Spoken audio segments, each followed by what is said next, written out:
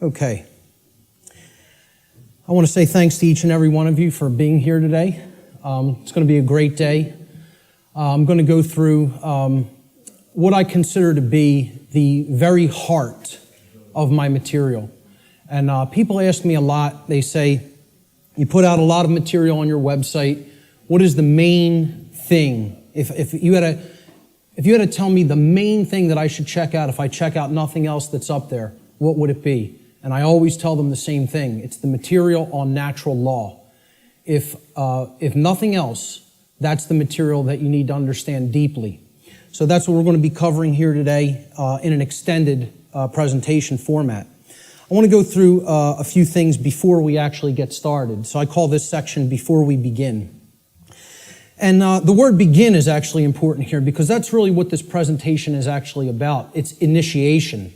This is an initiation into really, really deep, esoteric material that has been hidden from humanity for millennia. So I just want to ask people before we get started, how many of you are new or relatively new to my work? By a show of hands, please. That's excellent. This is great. That is great news. I am so glad to hear that. Okay? What I actually didn't want is to come here and talk to a bunch of people who are already totally familiar with my work and have already heard it. So this is great. Okay? How many of you here today feel that the human condition and life on earth for humanity right now is tolerable just the way that it is? By a show of hands.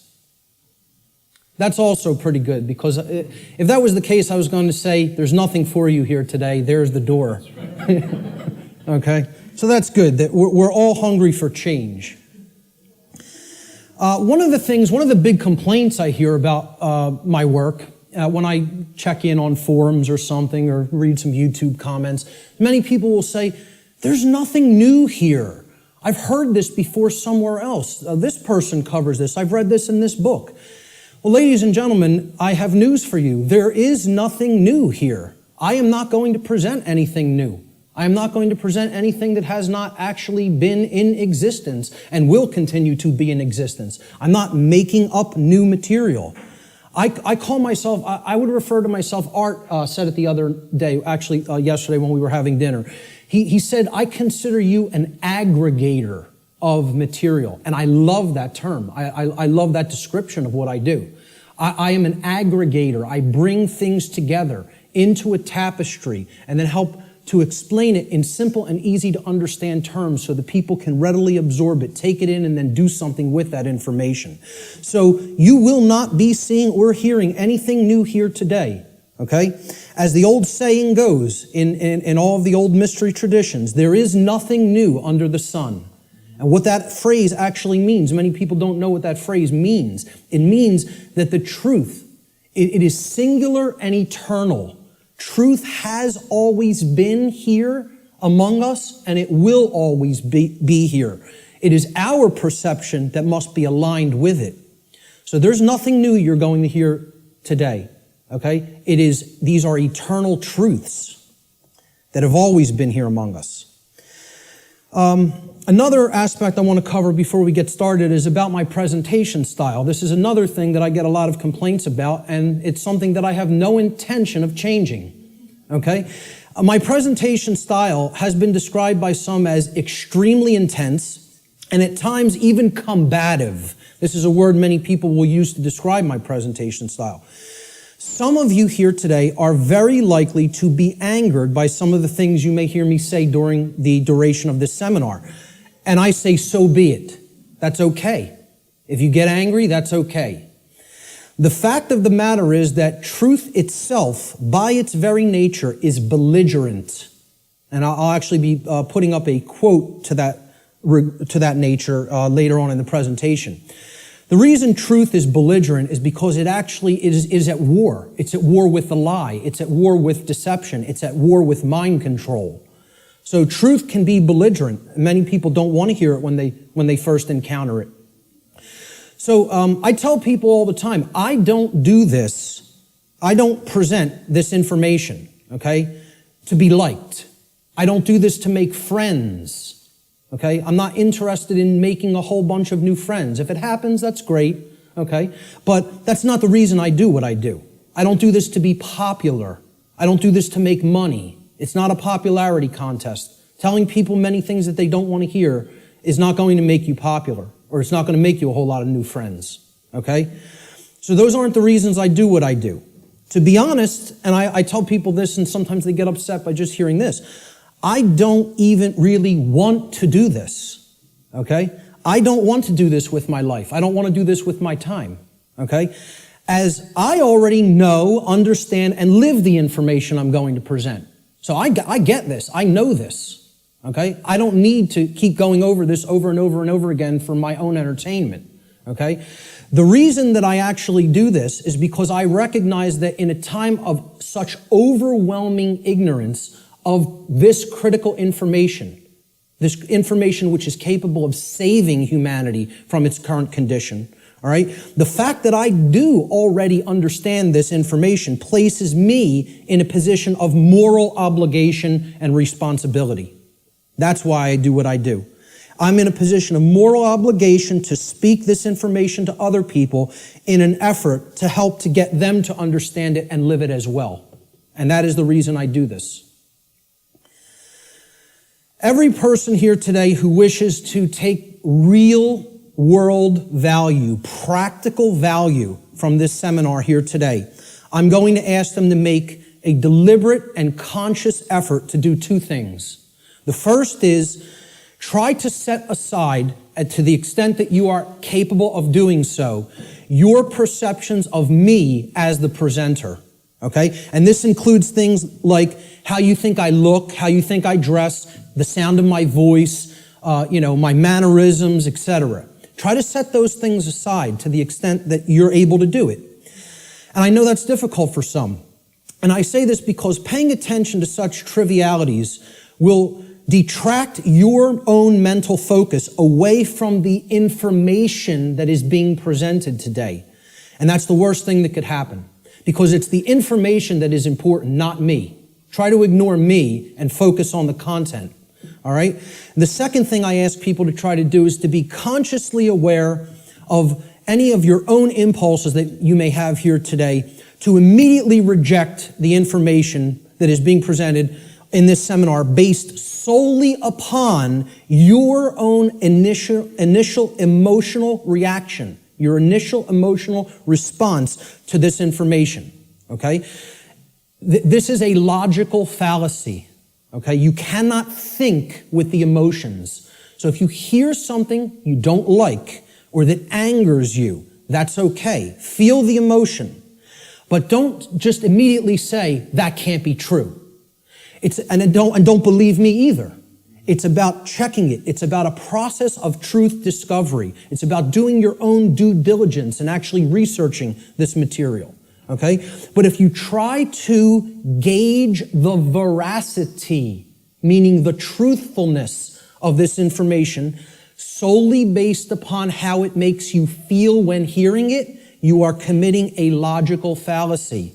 Okay? So I ask people to try as much as possible to suspend immediate reactions of disbelief.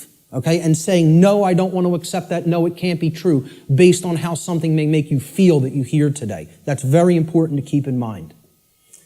And lastly, this information, the entire seminar, is a tapestry. Okay, it's like pieces of a huge jigsaw puzzle. All right? It is meant to be seen and taken as a whole in its entirety. Now, I know I'm asking a lot here too, because it's going to be a long day. Okay? And my goal here, my work here, is to keep your interest and your attention and your focus throughout the entire course of this seminar. And that's a challenging thing to do. But what I'm asking people is, you have to try to see it as a whole. Because if you took the time to be here and you gave a monetary donation to be here, I'm highly recommending that you stay for the whole duration of the seminar. There's a reason for that. You're only going to get the full tapestry, especially if you're new to my work, by hearing this information in its entirety, okay? So if you don't do that, you'll probably not recognize the patterns, which is what this is all about. That's what this day is all about, pattern recognition, okay? that are inherent to this tapestry of information. And more likely than not, you'll have wasted the time that you took to be here today and wasted the money that you spent to be here today. So I don't want anybody to waste their time and their money and their attention, and I don't think you do either. So that's why I'm asking people, stay for the whole thing. You'll get the maximum value out of this seminar if you stay for its duration. So with that having been said, let's jump into the material. This presentation is called Natural Law, the Real Law of Attraction, and How to Apply It in Your Life. And I emphasize that term, real law of attraction. Many people will be familiar with the New Age variants of the so-called law or laws of attraction. And this is going to differ quite widely from what people have heard in the New Age community and in the New Age movement regarding what the law or laws of attraction are. These are the real laws of attraction you're going to be hearing today and hopefully understanding today. So let's start in. The first section is about teachability, the teachability of the student, okay? How does a student place themselves in the best position to learn? An individual's teachability, or their ability to learn by way of being taught by someone else, is extremely dependent upon the open-mindedness or closed-mindedness of the individual being taught. Low teachability derives from arrogance and rigid skepticism. But it also derives, low teachability also derives from naivete and gullibility. High teachability, on the other hand, derives from a balance between healthy skepticism and an open-minded willingness to learn and change. So we don't want rigidly skeptical people, okay, that don't have an open mind at all. And we don't want naive and gullible people that will accept everything they're told. We want to strike a balance between these two modes. This is called a teachability bell curve, okay? And down here is the mental state of the student, whether they are, and it goes from arrogance, cynicism, skeptical nature, a teacher, a student, and then up to being trusting, then being gullible, and then being outright naive. Okay, so that's the whole spectrum of teachability. The best position to learn is up here at the top of the bell curve. This means you will learn the most if you are here. And that means you're in the balance between teacher and student. It means that you're somewhat skeptical and you're also somewhat trusting. It means that you're able to hold a proposition in your mind without accepting it or rejecting it immediately. It means you will consider the information with an open mind, okay, somewhat trustingly, but also somewhat skeptically. All right? That's going to be the mental state we want to attempt to keep during the duration of this seminar, and therefore you will be in the best position to learn. Of course, as we already said, the poorest positions to learn, the things that, if you're in these mind states in arrogance and rigid skepticism and naivete and gullibility, you're not going to take very much away from this seminar. Okay? So we want to remain at the top of that bell curve if at all possible. Human beings should consider with great care where their information comes from, the source for the information. And this is because by refusing to present certain information and by influencing people to dismiss, to dissuade them from looking into certain information because they're telling you that it's unimportant or unnecessary to consider, many modern institutions like media, like so-called education institutions, are seeking to actually control human perceptions, or let's call it outright what it really is, to control the mind, okay? And therefore, to limit what human beings may even come to understand, and therefore by limiting what they are coming to understand, they're actually limiting what they're able to do, what they're able to change, what they're able to create in the world, okay? So you have to be skeptical of where your information comes from. And that's why I tell people at the very beginning in my lectures, do not believe me. The worst thing you could do is believe what I'm telling you. You need to look into it for yourself, and most of all, you need to do personal introspection to really feel inside of yourself whether this information resonates with truth. Everybody has that intuitive capacity. That also has to be turned on and engaged and used. All right? If anybody is coming to this seminar from the perspective of modern, organized, institutional bodies, meaning political thought, political agendas, political organizations, religion, religious thought, religious organizations. I'm talking about organized religion here, okay? What I call scientism. Not real science, but scientism. Science as set up by institutional bodies to be rigidly skeptical belief systems that blot out anything that could possibly say anything to the contrary of their pre-existing beliefs. I call that scientism.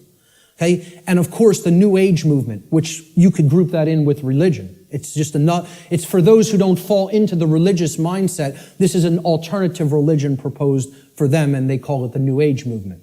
And I tell people, please don't think this is going to concur with any of these belief systems, with any of these boxes for consciousness. This presentation is going to shatter these boxes. It stands outside of all of these because these are limiters for perception and thought. They want to place everything in a box, say nothing outside of this box is fit for human consumption, so do not go there. And as a result, they act as a mind control influence. The other and biggest limiter of the human perceptions and the mind, and ultimately of our behavior, is money itself. If you want to talk about the biggest religion, if these other religions aren't big enough and powerful enough for you, there's the one that is the ultimate power in the world, the ultimate religion, the God of this world, if you will. Okay? So what I'm basically saying here is if you're already in a mindset approaching the, let's call it the discovery of reality or the exploration of reality from any of these perspectives, you will be sorely disappointed here today by what you're going to hear, because the information here falls well outside of any of these institutional limiters for consciousness, okay? The requirements for creating change and the role of knowledge. Let's talk about these concepts for a moment. Human beings everywhere say that they want certain things in their life, and they say that they want certain things to be present for all humanity, okay? We say we want certain conditions to be present for ourselves and our species as a whole. And we say we want things such as happiness, health, peace, prosperity, freedom, etc. And all these things are great things to aspire to. And we say we want them. Most people will say and tell you we want these things, all right? However, I don't really feel that they're truly being honest with themselves, okay? They'll say they want them, but then when you tell them, well, those aren't automatic conditions. They don't just magically manifest, okay? There are requirements for obtaining these conditions, okay? And people wouldn't say they want these conditions if these conditions were already omnipresent, right?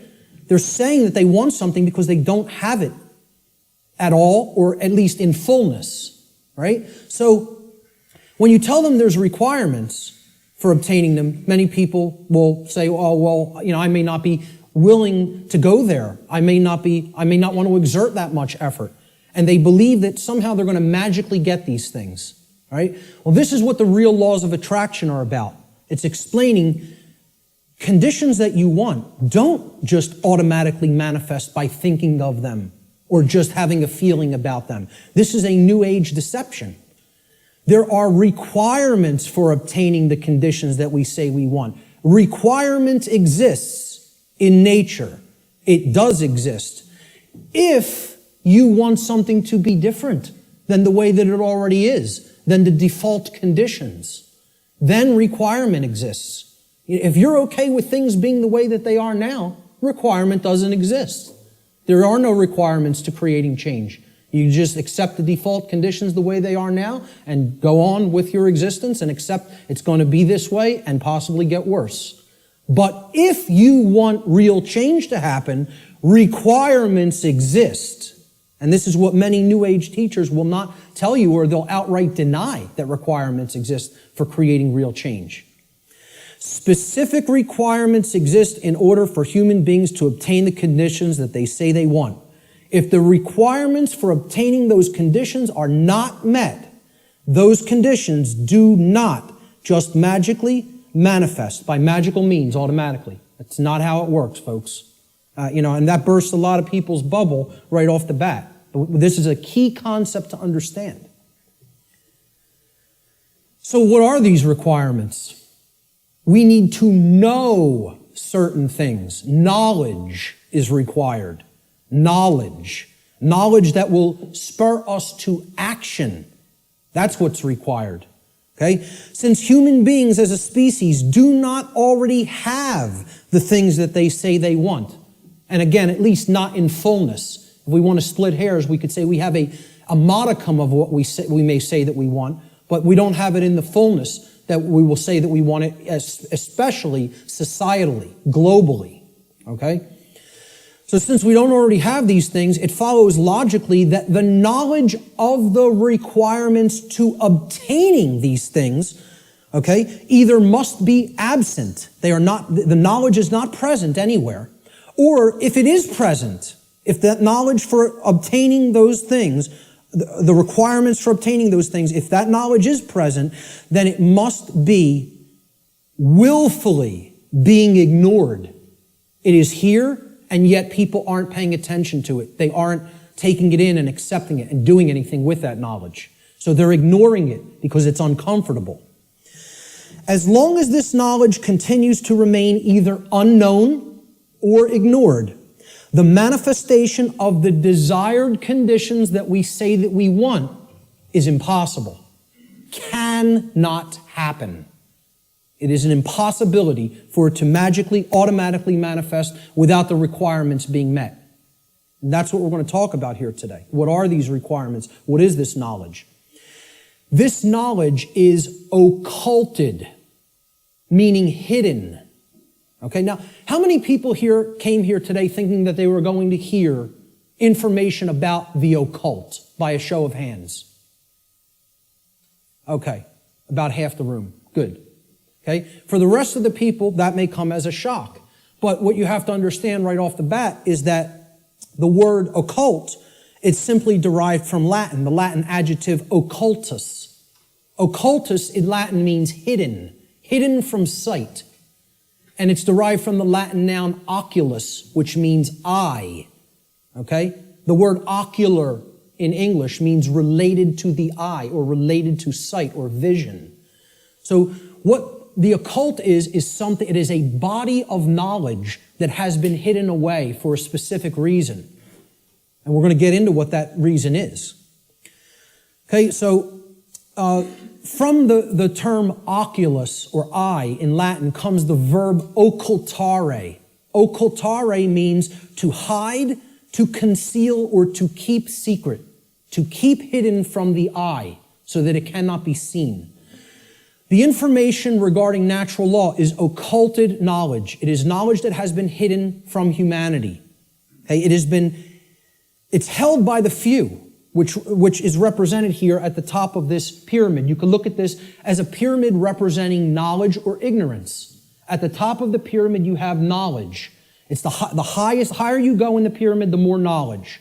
Okay? But the pyramid tapers because at the top, very few people understand that information. Very few people have that knowledge and have actually integrated it into themselves to the point where it becomes understanding. All right? Down here, you have no knowledge, the ignorant masses, okay? And up here, you have the people who are in the know, right? Who have this knowledge about how natural law works and are actually using it for a certain reason. We're going to get to that next, what that is. So please, as you go through this seminar, please keep in mind, if I ever use the term occult, all I'm talking about here is hidden knowledge. That's what it means. Occulted knowledge is hidden. Now, why would anybody want to hide knowledge that is extremely important? Well, there's a very specific reason, all right? But before we even get to that, we have to talk about what is this occulted knowledge? What is the body of knowledge? What does it comprise? When I'm saying the occult, the knowledge of the occult, what do I mean by that? All right? Occult knowledge constitutes two things. There's two general bodies of occult knowledge. In the actual mystery traditions and in occult schools, they talk about these as arcana, A-R-C-A-N-A, arcana. The word arcana is also Latin. It means knowledge. Okay? That's all it means. So there's two bodies of knowledge. There's one body of knowledge in the occult called lesser arcana, the lesser arcana or the minor arcana. This means the knowledge of the microcosm, the knowledge of the small things. Okay? It doesn't mean it's less important. It means it's dealing with the individual units of consciousness. The human psyche, the psyche of the individual, okay? So the first major body of occult knowledge constitutes knowledge of human consciousness, how it works, how it operates, what our motivations are, things like that, okay? The second body of occult knowledge is called the greater arcana or the major arcana, all right? And again, this doesn't refer to that it's more important. It refers to, it is the macrocosmic understanding, the understanding of the very large laws of nature that govern the macrocosm, okay? So universal laws are part of the greater arcana of occult knowledge. And what I call here today, under the umbrella, the term natural law, falls into that second category of greater knowledge, the greater arcana of occult knowledge, okay? And what these natural laws are unseen and universal spiritual laws. We could talk about the word natural here too. Natural is derived from Egyptian and other Middle Eastern tradition languages, okay? The word neter in Egyptian, which would have been spelled without vowels, if we transliterated it, it would be NTR in English. Neter means spirit in Egyptian, in ancient Egyptian. The suffix al, even in English today, but if you go back into Arabic languages and ancient Middle Eastern languages, al as a suffix actually means of or related to, or having come from. Okay, so natural. If you put these root words together, neter and al, right? It means of or related to the realm of spirit, of or related to God, actually. The word neter also meant God, spirit or God. Okay? So this is the spiritual domain, the laws that actually are operating in the unseen realm. Okay? Now, they manifest in the physical realm. We're going to talk about that. Okay? Because that's the operation that it trickles down from. It starts in the spiritual domain and then it manifests in the physical domain. All right? So it's important to understand these two bodies of knowledge. The lesser arcana, okay, is about the monad or the individuated unit of consciousness of the human being. And then the greater knowledge is about the laws that govern the macrocosmic universe. All right? So what these laws do, this body of the workings of nature that I am calling under the umbrella natural law, they're universal spiritual laws which govern the consequences of behavior. They govern the consequences of behavior. And I would add a caveat to that. They govern the consequences of behavior for intelligent species, for beings that are capable of coming to their understanding. Okay? I would delineate that from like the animal kingdom. Okay? The animal kingdom is not held to the same standard as human beings when it comes to this body of information, because I don't think you're going to sit down with your cat and explain natural law to it. Okay? So when people say, well, why doesn't the animal kingdom held to account in the same way that human beings are. It's because, surprise, surprise, we don't share the same level of consciousness. Okay? There is differences in levels of consciousness and abilities to comprehend information and to actually know how something works. Just like you will not be explaining physics to your dog anytime soon, okay? You're not going to explain natural law to the animal kingdom and have them grasp it because they're not at the same level of consciousness as we are. Okay? So we are held to a different account when it comes to natural law. It governs human behavior. It would be an easy way of saying it. This body of knowledge has actually been called consequentialism by past researchers and teachers. And I have no problem with that term. I've actually looked into consequentialism, and it's quite similar, okay, in its scope and what it teaches. It's been called karma, karmic law, in many Middle Eastern and Eastern traditions, okay? And I have no problem with that term for it either. It has been called in some of the Western traditions and Christian traditions moral law, and I have no problem with that term either. Religionists have called it God's law, and I have no problem with that term either. I have no problem with any of these terms being applied to the umbrella of natural law, because that is essentially what it is. But we're going to get deeply into how it works and operates in our lives here today.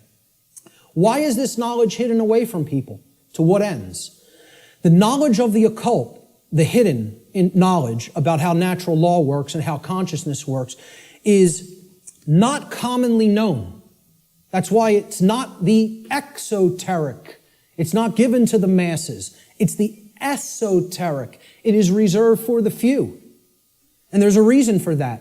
It's been deliberately hidden away and kept from the general public in order to create and maintain a power differential. Because if someone else is an extreme level of knowledge, and they know how something works, like something as trivial as how human consciousness works, how human motivations work, how human perceptions work, how human beings can be manipulated. If somebody has deep knowledge of that information, and there's a whole bunch of people over here who have not one iota of how that works, what kind of a number do you think somebody can do on people like that? See, the way I ask people to look at this is real simple. Imagine a very, very, very advanced psychologist at the top of his field, wrote all the textbooks, okay? And he's got a house out in the burbs. He comes into the university. He's got tenure, okay? He's got the trophy wife, the house out in the suburbs, the 3-car garage, driving the Lexus into work at his tenured job. And he finds out that his trophy wife is having an affair because she's bored. She's not satisfied with him at home. And it's maybe the 19-year-old, captain of the local high school football team or something. He's a senior. He's a star football player, right? The jock, yeah. And she has a fling with him. Well, what if he decides, I'm going to become buddy-buddy with my boy here after finding out about his wife's affair?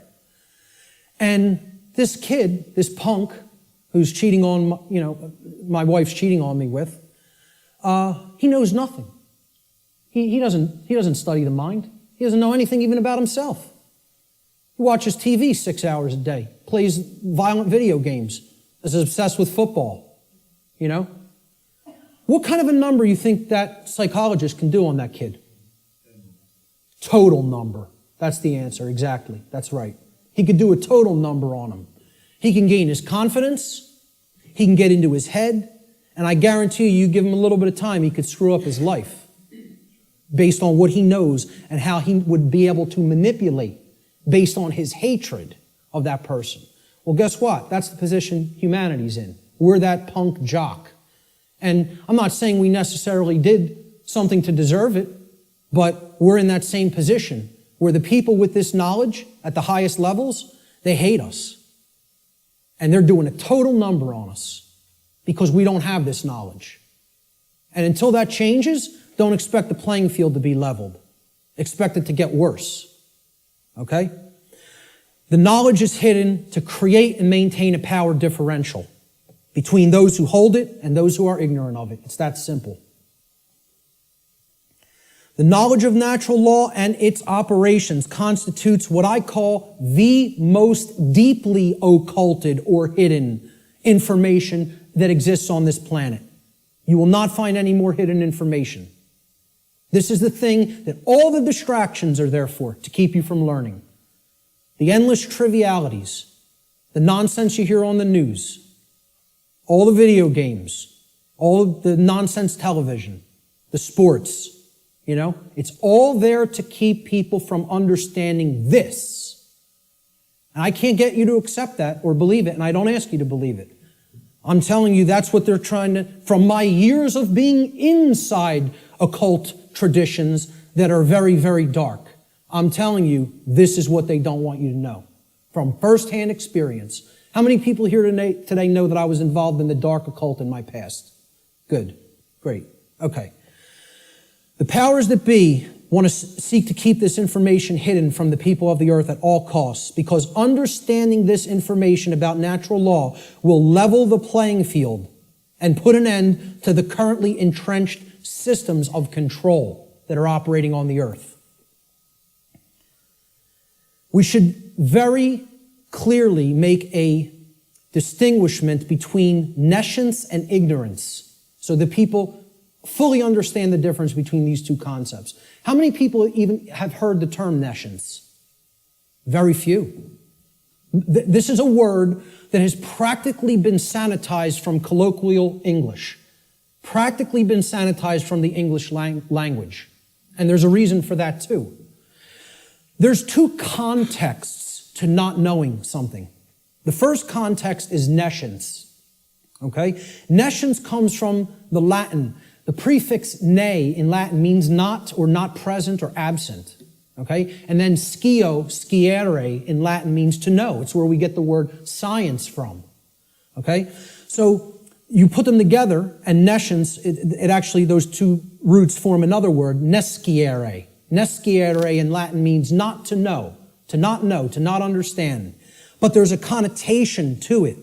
It means to not understand because the specific information that you may be having a desire to understand is completely absent. It is not present, and you cannot actually aggregate that information.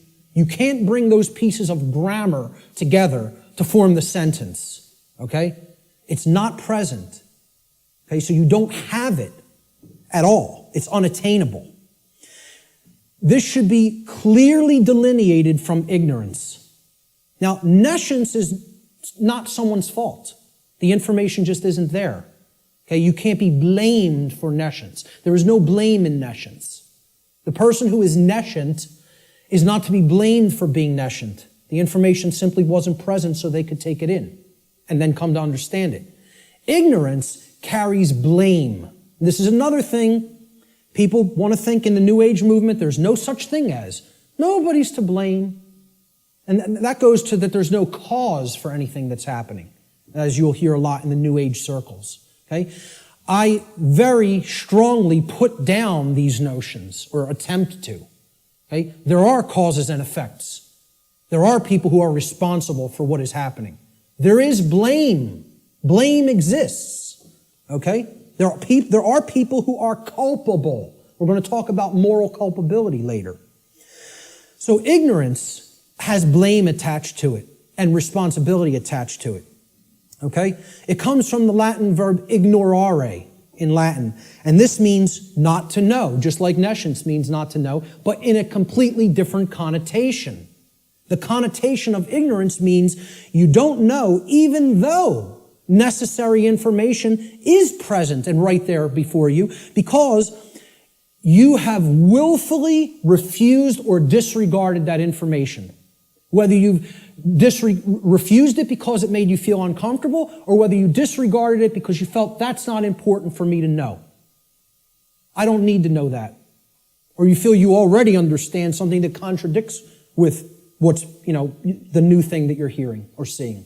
Okay? So, when you willfully disregard something, okay?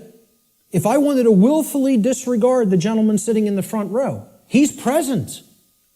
I could just pretend he's not here and ignore him. That's what ignoring is. This is why I try to say to people, the impact of the word is almost lost to us, of the word ignorance, because of the way it's pronounced.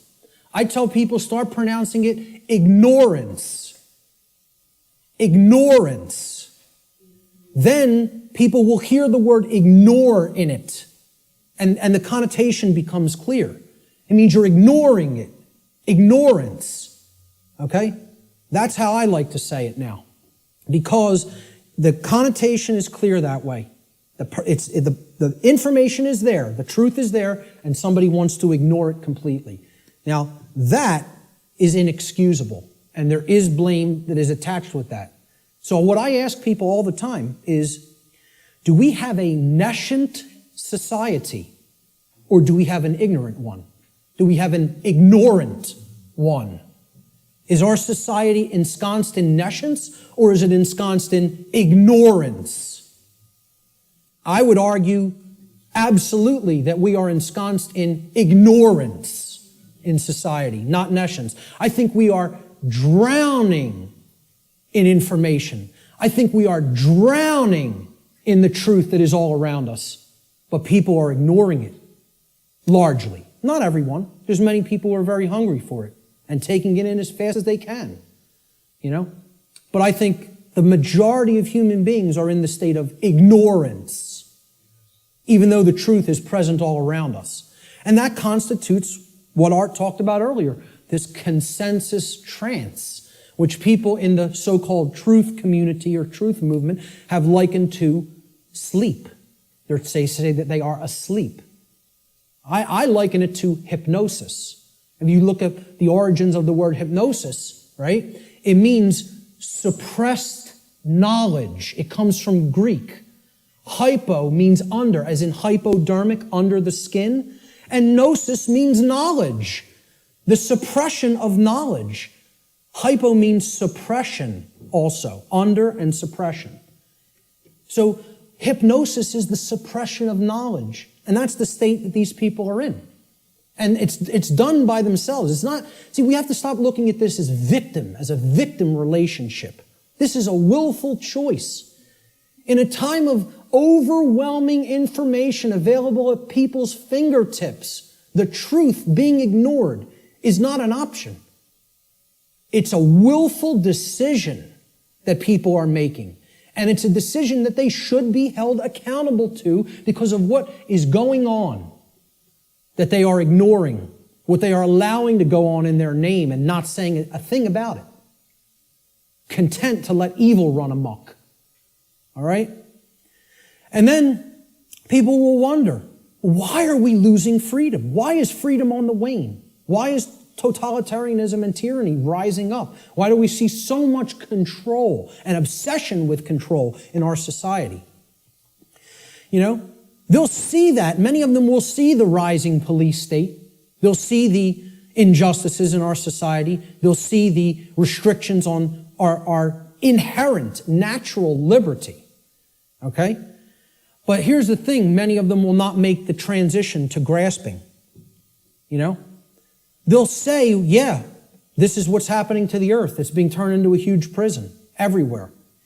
And at the most rapid pace right here in America. Okay?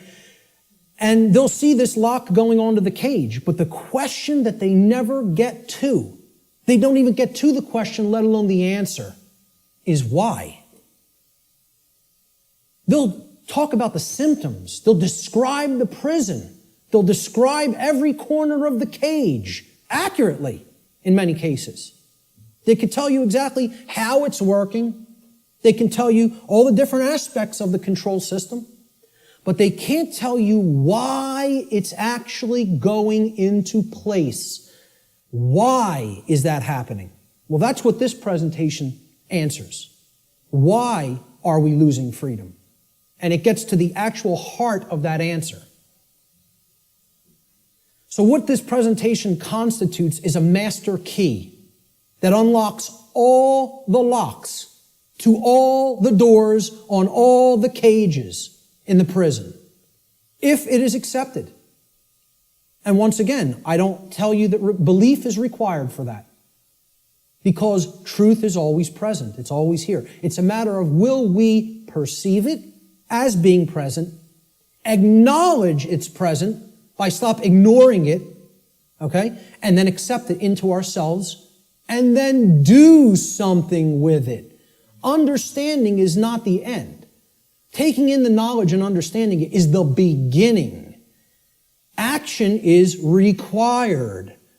See, knowledge is required, understanding is required, but then action is finally required.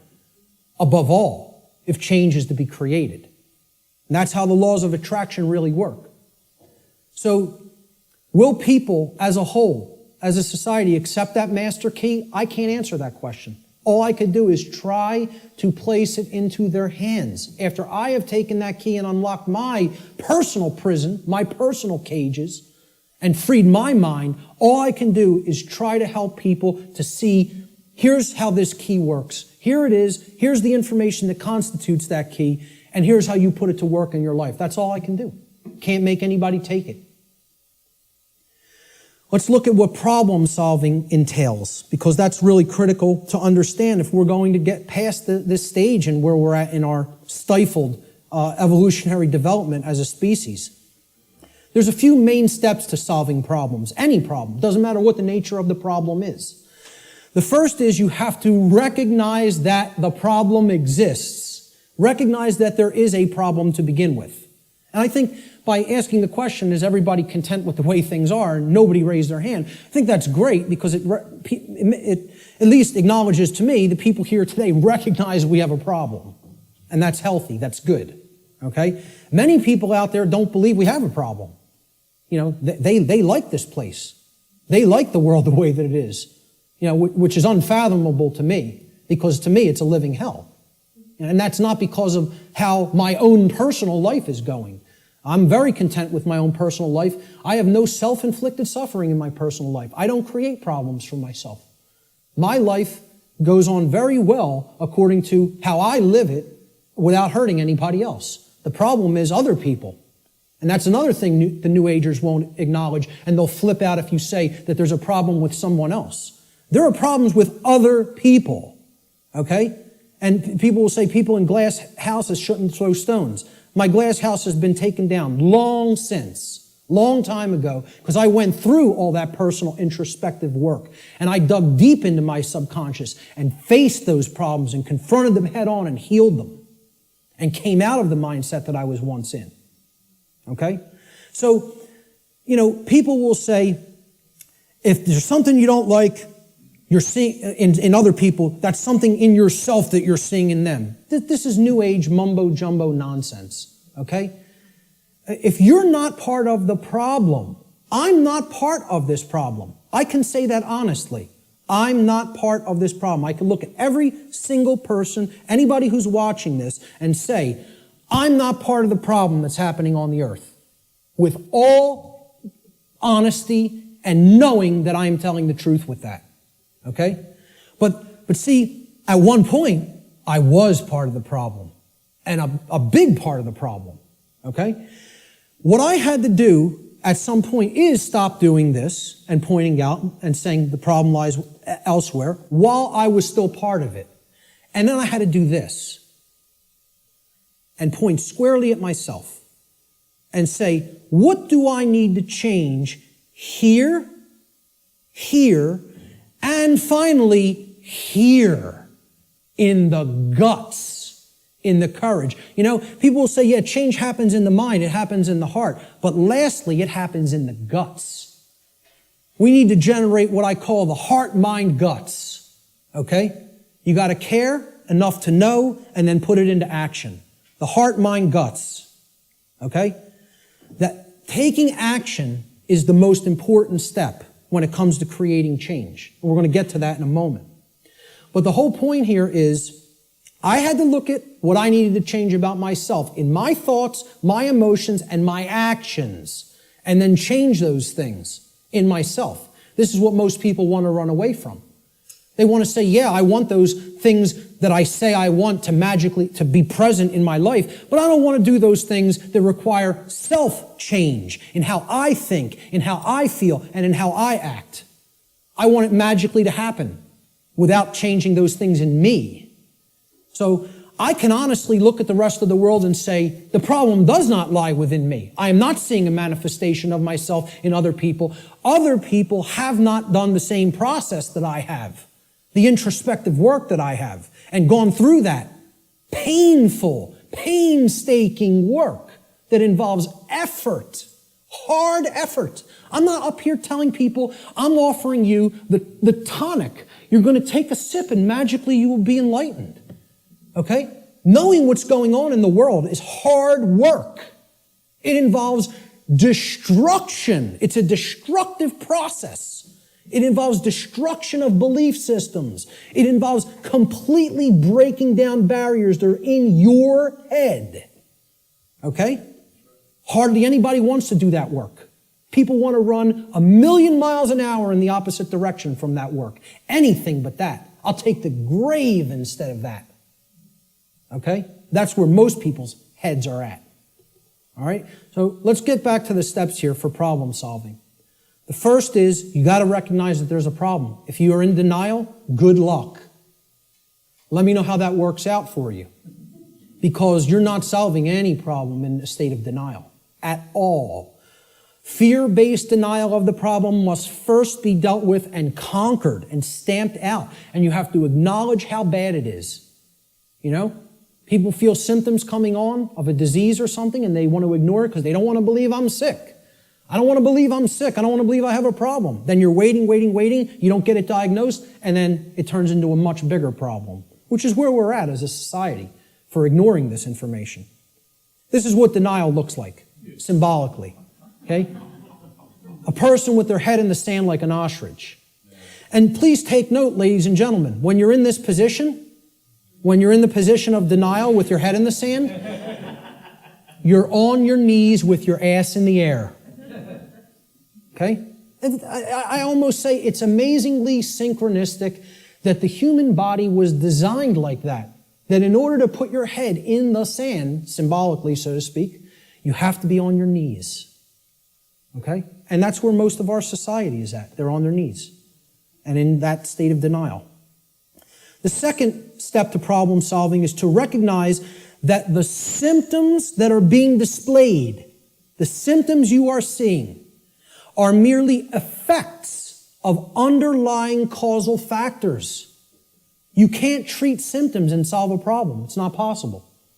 That's not how problem solving works. You have to get to what caused the problem. Okay? Instead of simply treating symptoms, make an accurate diagnosis of the causes of the problem. So what does the word diagnosis mean? Diagnosis comes from Greek. The preposition dia, transliterated there in the parentheses, you see it in Greek script. Okay? It means through or by way of. So by a method, by a particular method. All right? And the second part of diagnosis is the Greek noun gnosis. Gnosis means knowledge in Greek.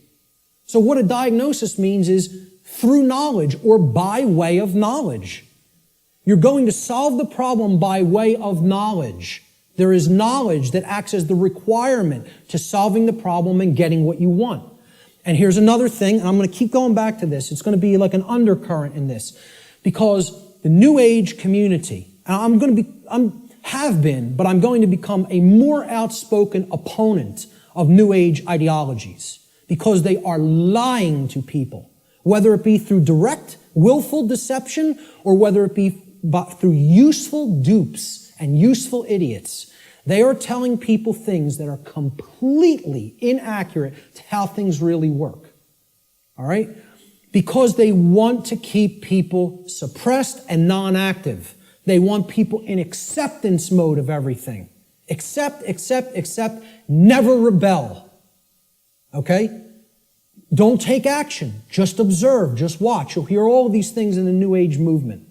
Okay?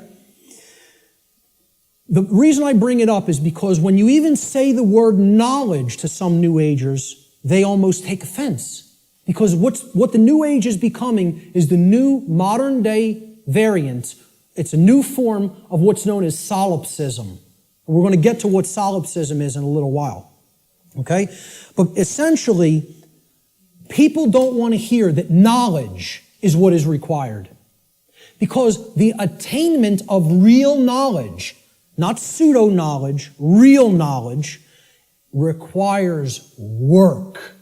It requires effort. It requires reading. It requires listening. It requires watching. And you know what most of all it requires that people don't want to give up? Who can tell me? Time. Thank you, sir. It requires time. There's one of the currencies people don't spend, on many things that they don't feel they can get immediate gratification from, which is why immediate gratification is so stressed in our society by the control system. That's what keeps people in their ignorance. So a diagnosis means if you're going to get well, you got to have the knowledge of the underlying causal factors that led to the creation of the symptoms. You're not going to treat the symptoms and get well. You got to have the knowledge to get to the causal factors, to find out what cause put this into effect. And we're going to talk a lot about cause and effect. The third step to problem solving is, through the knowledge that you've acquired now, via making an accurate diagnosis of the problem of the causal factors, right? You're going to then put that knowledge into action. Understanding what created the problem is like step 2, right? Stop being in denial. Understand what caused the problem. Act on the knowledge you now have to solve the problem, to make it right. Okay? So action is required. We make the diagnosis, then we have to take the required action necessary to rectify or to set right, which is what the word rectify means, the causal factors that led to the manifestation of the problem. Let's talk a little bit about the concept of what truth is, how I refer to truth in all of my work. Because people have a real deeply mystified concept of what truth is or what it means. They'll get into all these really deep abstract discussions of the mind of God and, trying to get into quantum theory and everything. This is mystification of the concept of the truth. And we have to demystify it. We have to bring it down to real simple, easy to understand language that anybody can comprehend. And then really completely delineate that from perception of any given thing. Because the two are not the same. When people say perception is reality, nothing could be farther from reality than that statement. Perception is not reality. Okay? It is just what it says, perception. Seeing through, perceive, to see through something. Like a lens or a filter. Okay? I perceive things differently without these glasses. That's one perception. When I put them on, I perceive things quite differently and more clearly. Okay? Well, that's how human perception works, like a lens. It's a filter. Okay? But what's there is the same thing. What's there is the same thing. All that changes how I perceived it. All right? So let's look at this concept. Truth is objective. That means that it's not dependent upon the perceptions of human beings. No one wants to hear that. That is a direct assault, a direct frontal assault on the human ego. Because everybody wants to hear, my perceptions are important. And we want to also believe my perceptions are accurate. Okay? Now people will say, well, what makes you say your perception of this topic is going to be accurate? That's because I went through the process of having to admit over and over and over and over and over again, endlessly, how wrong I was about my former perceptions.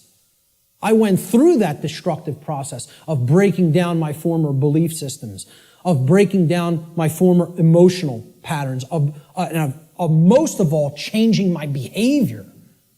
That's the thing that's the most destructive because we get attached to our behaviors and patterns. So asking people to change, I recognize it's not easy. It took me probably about 8 years of my life to do it. Most people don't want to spend a minute on creating personal change, let alone 8 years.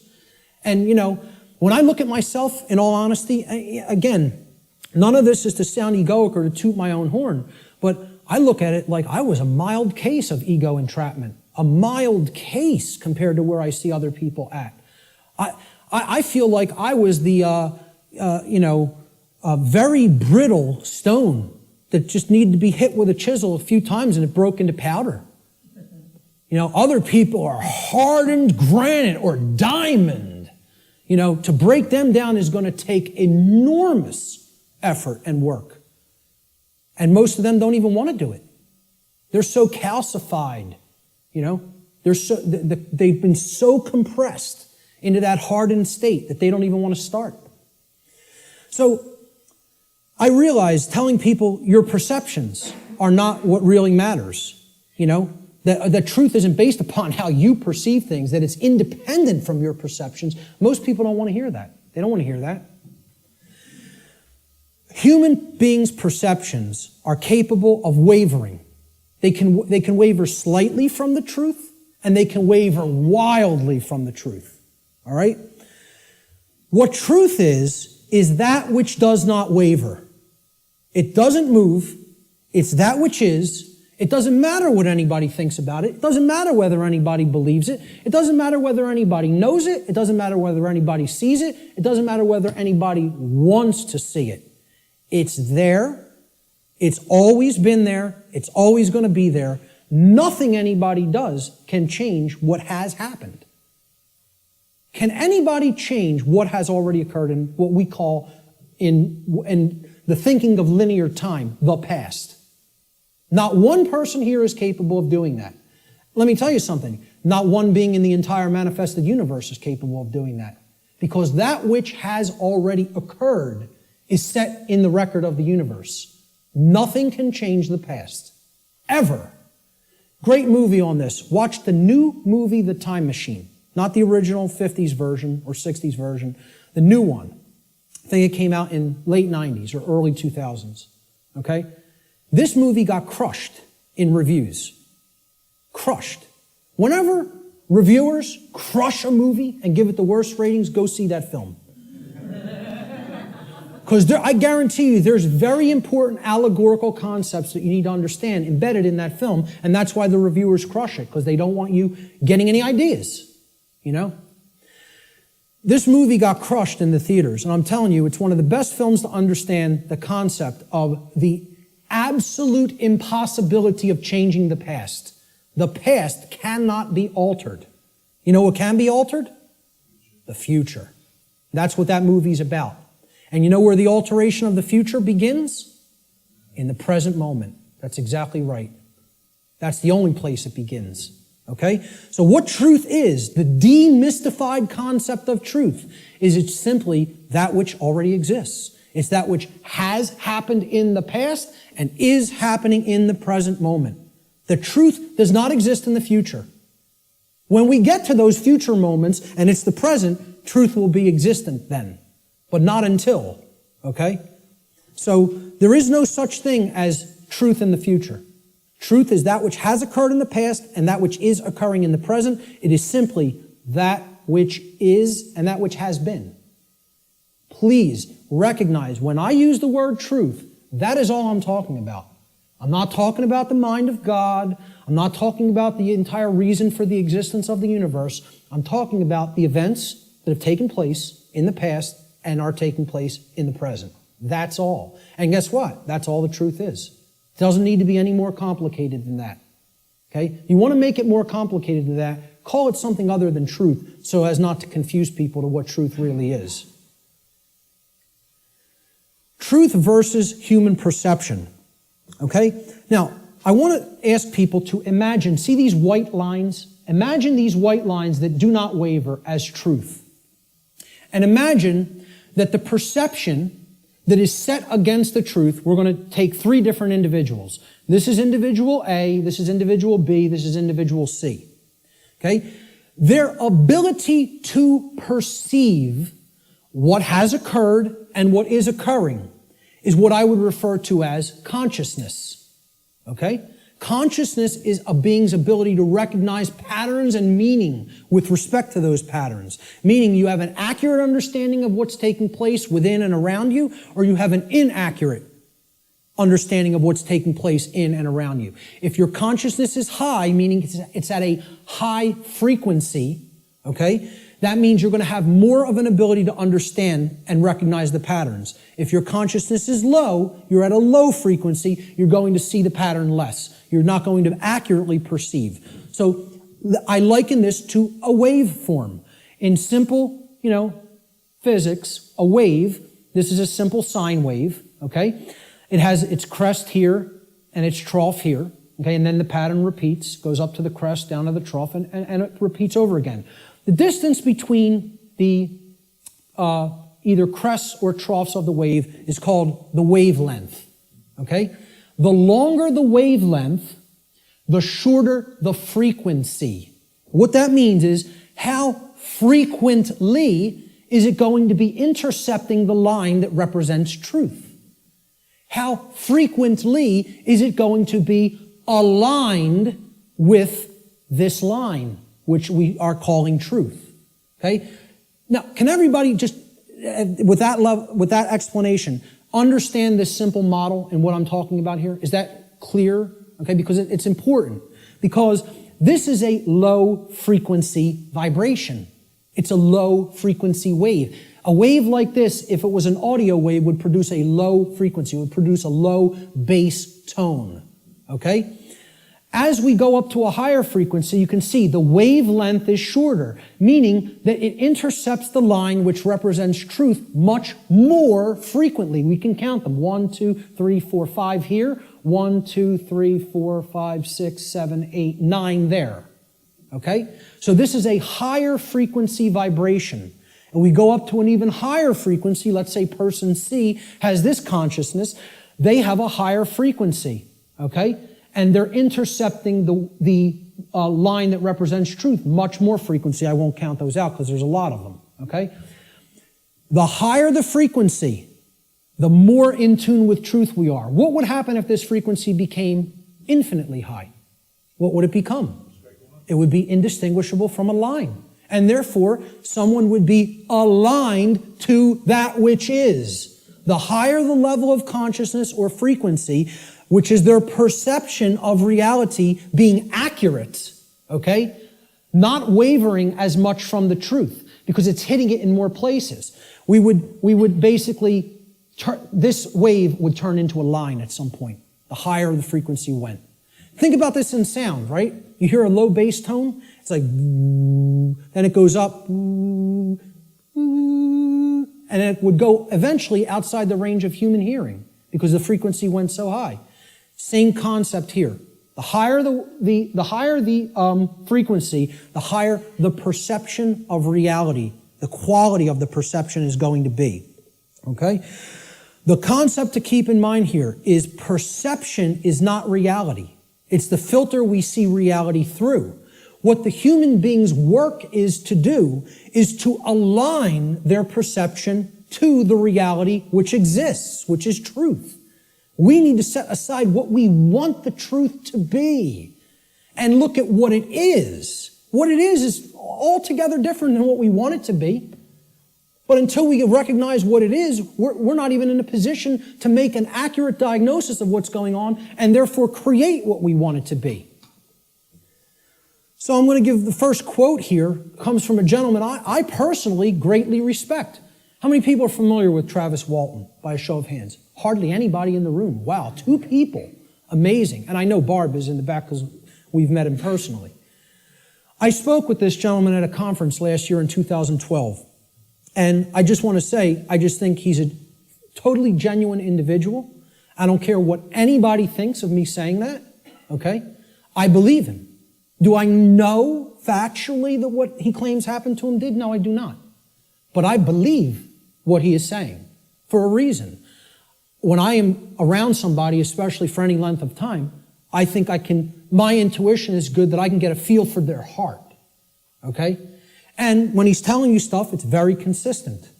And in his book, he asks people, you need to listen to my whole story, suspend your disbelief for a minute, and then do your research and then make a judgment call. Do you want to believe me?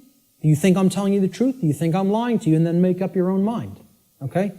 And who Travis Walton is, he claims that he was an abductee, that he was taken on board an extraterrestrial craft at a point in his life. He disappeared for days. They were out looking for him, and his best friends were accused of murdering him. And he shows up 5 days later in like deplorable conditions, out on a country road someplace. But anyway, again, I spoke with him back in 2012. I just bumped into him again. We were just at a conference. I'm bringing this up for a reason. We were just at a conference in Philadelphia where he spoke. And this quote, I feel I would start, if I was going to quote somebody, I was going to make this like the first quote in the presentation today. Travis Walton says in his book, which is called Fire in the Sky, he said, I have come to realize that the biggest problem anywhere in the world, the biggest problem anywhere in the world is that people's perceptions of reality are compulsively filtered through the screening mesh of what they want and do not want to be true. Now, when I read that in his book, I got chills up and down my spine. Because I said, this meshes exactly with what I'm talking about in my section, in my presentation called Truth versus Perception. And he's encapsulating it in a sentence perfectly. All right? We want things to be true. That doesn't make it so. That's not what makes truth the way that it is. What makes truth is the way that it is what behaviors were taken and what is the actual effect in the manifested world. That's how things are. Okay? It doesn't matter how we want them to be. They may be a completely different way right now than we want them to be. And I would say for the people in this room, they are a completely different way than we want them to be. But most people in the world think, they kind of believe that they're the arbiter of truth. And that's a bad place to be in. That's a very, very low level of consciousness. To think that if I don't believe that it's this way, it's not this way. Many people are trapped in that state of mind. Okay? Now, the reason I even bring this up and included Travis's quote here is at this conference that we were just at a couple of weeks ago. Okay? I didn't speak at it. I tabled at it. A woman came up to my table and she picked up my New Age Bullshit DVD, which is available here today in the back. And she said, "What's this about?" With a real skeptical look. And I explained, well, it's a 7-hour extended video podcast that has many, many slides, okay? I gave a shortened version of it at the Free Your Mind conference in Philadelphia. And this is the extended version that goes deeply into the deception of the New Age movement and how it is a religion that is designed to suppress the masculine side of the personality, which is the side that actually takes action and creates change. Okay? And that's, of course, pushed by the sacred feminine, which is care and creativity, and compassion. Right? Both need to be present. We're going to talk about that here today. But I said this is about the suppression of that masculine energy. And that's what the New Age movement is about. The suppression of the masculine. Right? So I said what the New Age religion wants to teach people is just accept everything the way it is, no matter how unjust it is, no matter how deplorable the conditions are, no matter how much evil is taking place in our midst. Accept it. That's the New Age religion. And here's what she said. That's exactly how I am. I just accept everything. I don't make any judgments on anything that occurs, no matter what it is, no matter how it's perceived. You want to perceive it as evil? That's your judgment. I said, yes, it is my judgment. You know why? Because it's evil. It really is. There is such a thing. I said, and you're content to let evil run amok and take this whole world because you don't want to act. Because what's really there is cowardice. That's what it really is. Okay? And she didn't want to hear that. She said, I prefer not to see it that way. Now, align this with the quote. I prefer not to see it that way. Okay?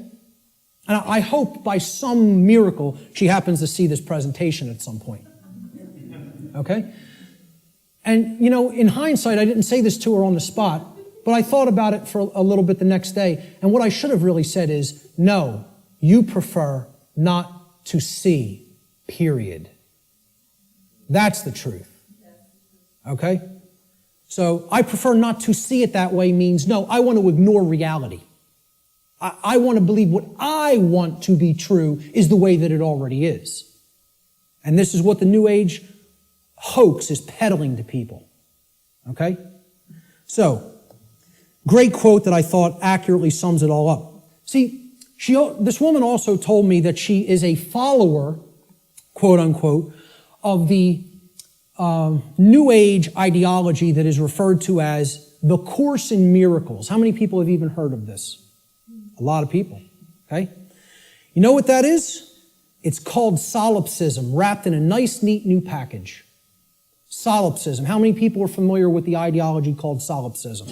Good. More than I would have thought. Most people have never heard of this. Okay? Solipsism is a completely egoic and destructive ideology that has absolutely no bearing or resemblance to truth in any way. And the people who are solipsists are mentally ill. I'm not even going to provide any evidence of that. I'm telling you, you need to research this religion and sickness for yourself. It's a mental illness. A solipsist is a mentally ill person who should probably be somehow removed, segregated from society, and institutionalized until they are made well, because they are a destructive influence on society. This is what I focused on podcast number 1 of my podcast series and radio shows. I went into the ideology of what solipsism is and how destructive it is and how it's a religion. Okay? What this is, well, first of all, let's look at the word. And you'll notice I'll be breaking down words all day long. Because if you don't understand where words came from, you don't really understand what they really were intended to mean. Regardless of whatever connotation they may have taken on in the modern world, the intended meaning of the word, the original meaning, is derived from its etymological derivation. You need to go into the ancient languages, Latin and Greek roots and other languages, Germanic, Arabic, etc., and you need to break down the words from their etymological origins. Then you will understand their real meaning. And I'm telling you, you do this, and the top of your head will blow off by what you will find, by what words we speak on a daily basis actually mean, and we have no idea what they mean. Okay? So the word solipsism comes from the Latin adjective solus, which means alone or one. And then the Latin pronoun ipse, which means self, myself, etc. Okay? The ideology of solipsism is that nothing exists outside of me. I'm the only being that exists in creation. Or essentially, it's another way of saying I'm God. Okay? That my perception is the only real perception and no one else is here. Now imagine that. Now, what I'm essentially telling the audience here today is your perceptions are not the truth.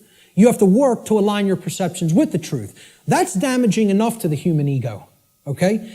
If I just said, none of you exist, I'm only perceiving your existence, I'm the only one who exists, imagine how egoic that statement is, and actually how demoralizing it is to other people. You're even telling them, I don't even consider that you exist. That's what a solipsist is. They believe the universe is a big illusion created somehow for their amusement. And that there's no objective reality that you don't exist, you don't exist, you don't exist, you don't exist. I'm the only one who exists. And that's not mental illness. We don't diagnose that as mental illness. Okay? I don't care if you want to accept the notion everything is one. I personally accept that notion. I do accept that we are all one. That doesn't mean you're not existent in the physical domain right now as I'm talking to you. Of course we all exist here. We are in the physical domain, okay? The whole point is these people want to believe the entire physical domain is such an illusion that nothing that takes place in it matters or has any significance and should just be watched and nothing should be done to change it. And let me explain what this is, folks. When I was a Satanist, okay, and I was working inside the Church of Satan and other dark occult organizations, they have a set of sins, believe it or not. They don't look at them as sins in the same way that, religionists look at sin. But they have the things that, these are behaviors and thought patterns that should not be engaged in by the dark occultist themselves, by the magician, if you will. You are not to engage in these behaviors, but we are to peddle them to other people. We are to get them to engage in these behaviors. Okay? You know what the first one is? No, it's not. That's the second or third. I think it's the third, if I'm not mistaken. I don't have the list handy. But the first one is stupidity. That's the first satanic sin. Okay? For the dark occultist. But they want other people in deep stupidity. They want other people in deep ignorance. The idea here is we will know it all. We will know the truth so that we can control others and keep them a dumbed down herd. Okay? There's a bunch of other ones, but I think the second or third is solipsism. Solipsism is one of the biggest sin for Satanists and dark Luciferians and dark occultists. They don't want any of their membership believing in this mental illness nonsense. Okay? But they want to propagate it and peddle it. They want to do that. And they told me personally, higher ups in this network told me personally when I was working with them, wait until you see the New Age books that our membership, will be writing, or either writing ourselves or putting into the hands of useful dupes to write and put out there. We'll be giving them the idea, they'll write it for us, put it out there as their own idea. And they said, we are going to propagate and peddle solipsism like you have never seen. And you know what? When they say something, they do it. I'm serious. They're aligned. Their act is together. They act on the same page. And for that, I have respect for them as an enemy. And I don't take anything they do lightly. I recognize they have the will. They're not like the rest of humanity. They align their thoughts, their knowledge, with their version of care. It's not like our emotionally based care, but they care about what they're doing, and then they act. And when they act in concert, and they get it done. Okay? I'm not saying, I agree with any of their agenda, because I don't, and I'm trying to stop it. But I have respect for their unity. They are unified and on the same page, and humanity is not. And that's why, in all honesty, we're having our rear ends handed to us in this spiritual battle right now. At least right now. Solipsism is the ideology that only one's mind is sure to exist. Solipsists contend that knowledge of anything that is outside of one's own mind is unsure, and hence there is no such thing as objective truth. Okay? No such thing as objective truth. And therefore, nothing about the external world and its workings can actually ever be known. Just think about that statement. It's saying no one can ever know anything. You cannot come to know anything at all. There is no such thing as knowledge. So what I would say to somebody who's following the quote-unquote Course in Miracles, or a course in solipsism, or a course in acceptance of all forms of evil in this world, is you can't know anything by reading the Course in Miracles, because nothing can be known. Why would a solipsist ever pick up a book? Why would a solipsist ever watch anything, any video? Why would a solipsist ever engage in a conversation with another human being? Tell a solipsist you can't know that you're going to fall off that cliff, so why don't you go try to walk over it and see what happens? Because you can't be sure of anything. They won't do that, though, you know? The whole point here is this is a religion. This is a New Age religion. And I'm telling you who it's peddled by. It's peddled by the occultists who have the knowledge of how natural law works and are trying to put out whatever ideologies they can, destructive ideologies they can, to get people not to understand it. Or to even go so far as to believe that nothing can be understood. Why would you bother to look into natural law? Nothing can be known. It's unbelievable that anybody would be so gullible and naive to fall into this mindset. Let me just tell you what it really is. It's a person who has given up on life. They feel that it's so difficult to know anything and they don't want to do the work to come to that level of knowledge that they've just said, I don't believe it can be known. That makes me feel more comfortable in my ignorance and laziness. That's the truth about what solipsism is.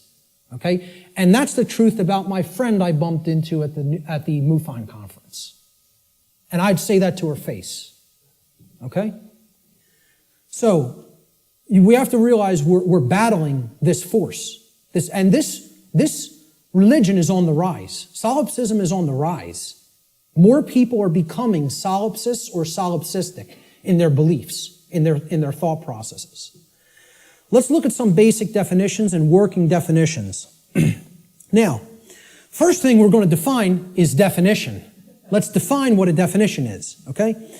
A definition is an exact statement, a statement of the exact meaning of a word, all right? We're looking for an exact meaning, not a connotation, not a maybe or a like or a somewhat. We're looking to narrow the focus. That's why it definites it. It makes it finite.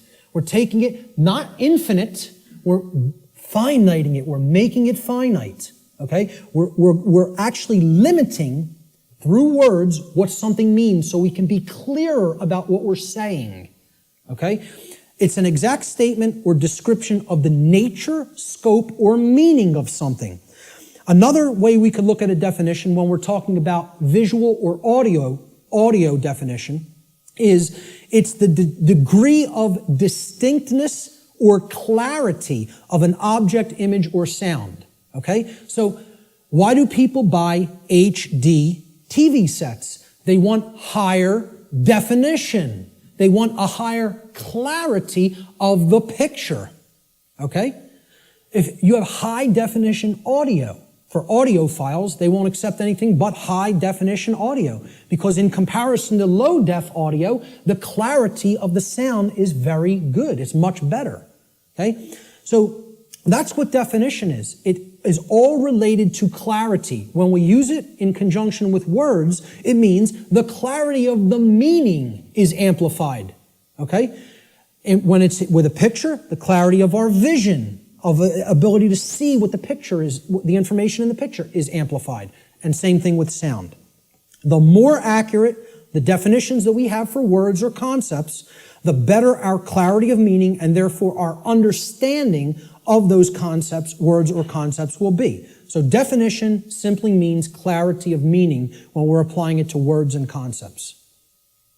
So therefore, let's define natural law.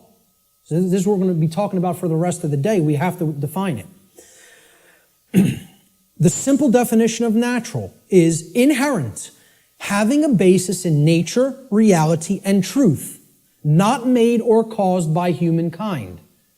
So if it's natural, wasn't made by man. Mankind didn't make it. Okay? And again, the origin of the word, neter in Egyptian, means spirit, and all means of or related to. So of or related to spirit. It is all of nature, the spiritual domain. See, this is the other part. People believe that the spiritual domain is separate from the physical domain. This is a huge thread and a huge central focus in all of my work. If you think the spiritual domain is not where you are at now because you're in the physical domain, you're mistaken. If you think that the spiritual domain is someplace other than the physical domain, you're also mistaken. If you place emphasis on one above the other, and say, well, this one takes precedence and this one's not important. Either way you do it, whether you say the spiritual is more important and the world of matter should not be given any significance, it's imbalance and it's not true. Okay? Or if you say, hey, like scientism does in many, left brain scientism, the material world is all that there is. This is just a dead mechanized clockwork called the universe, and it happened by accident for no reason. And there's no such thing as the spiritual domain. Both of these worldviews, and we're going to get to a breakdown of these worldviews, they're completely inaccurate, they're not based in truth, and most of all, they're based on brain imbalance.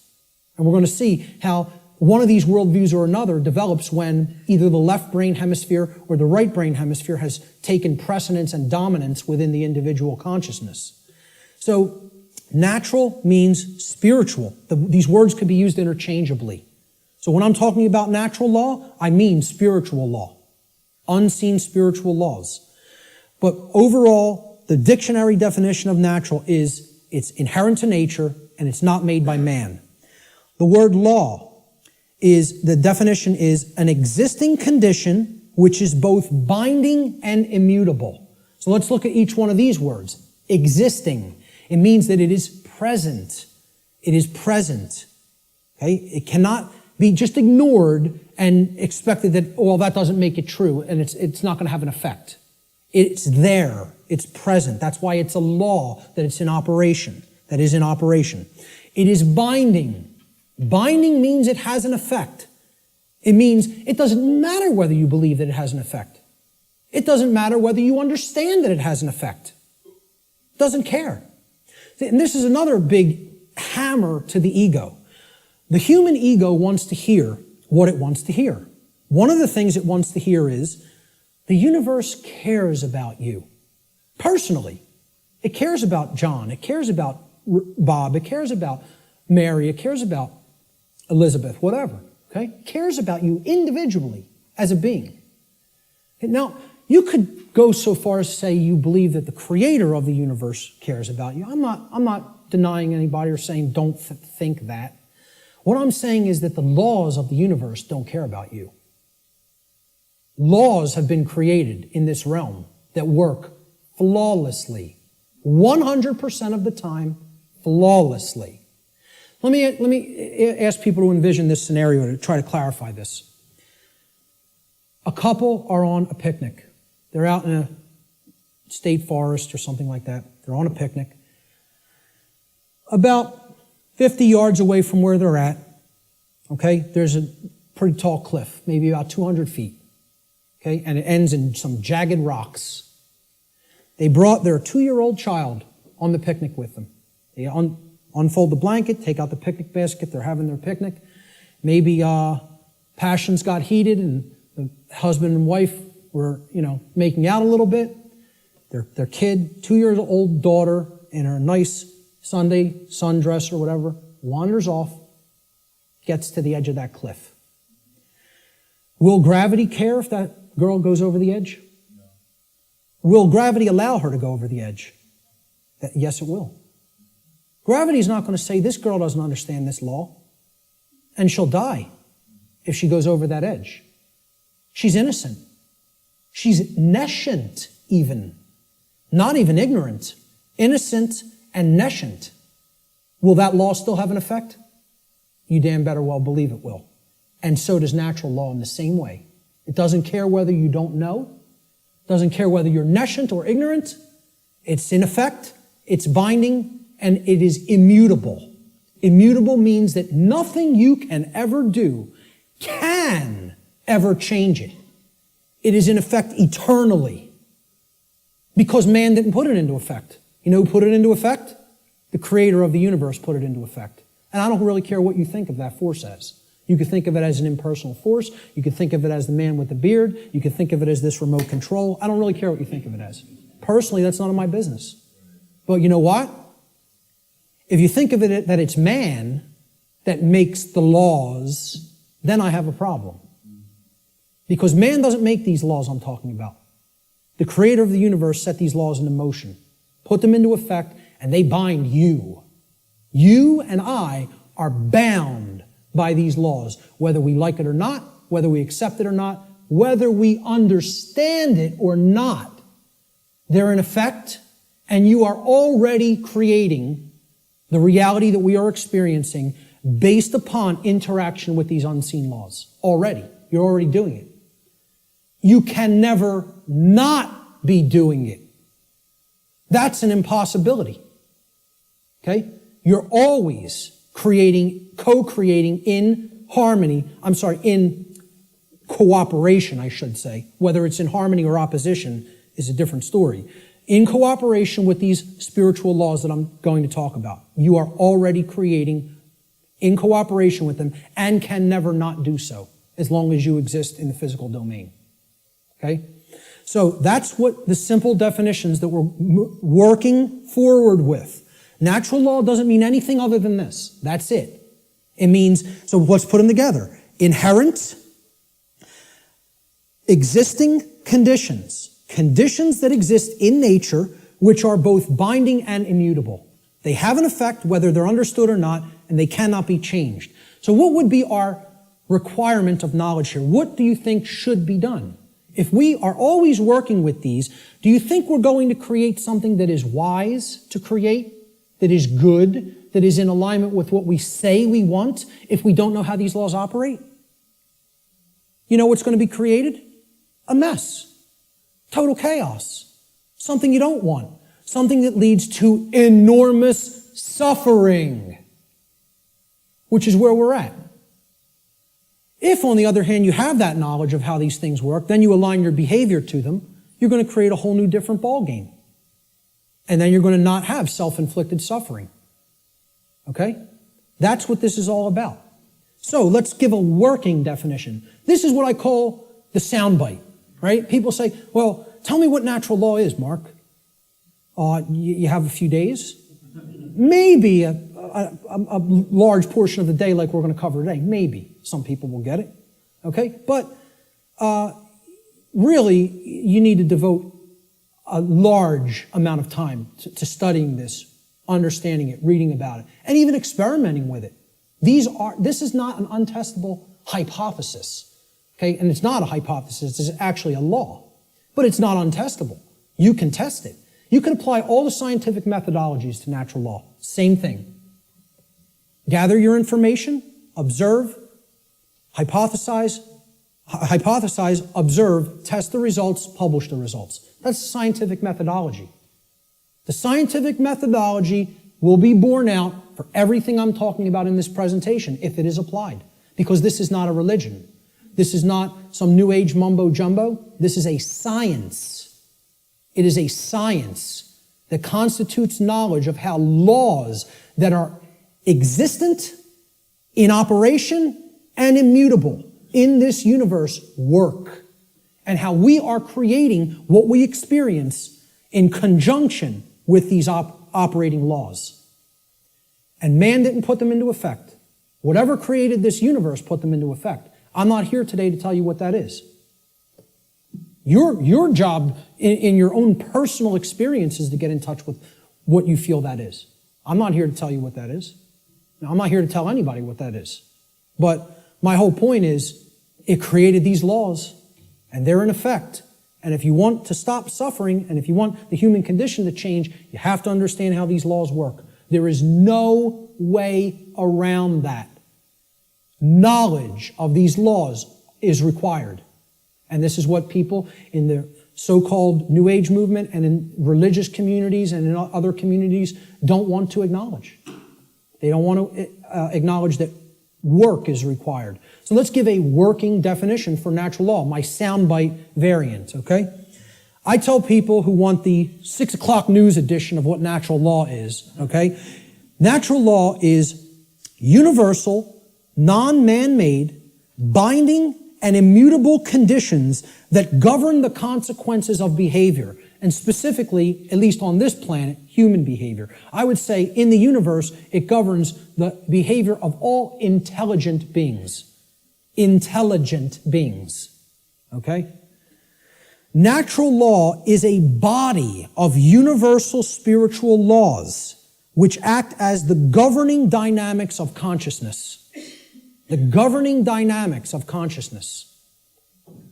That's the working definition. Let's look at the dynamics between discovery and belief, the difference between discovery and belief. Because again, natural law is capable of being discovered, understood, and harmonized with. Now, does that sound like a religion? Religion asks people to believe, accept, and do without question.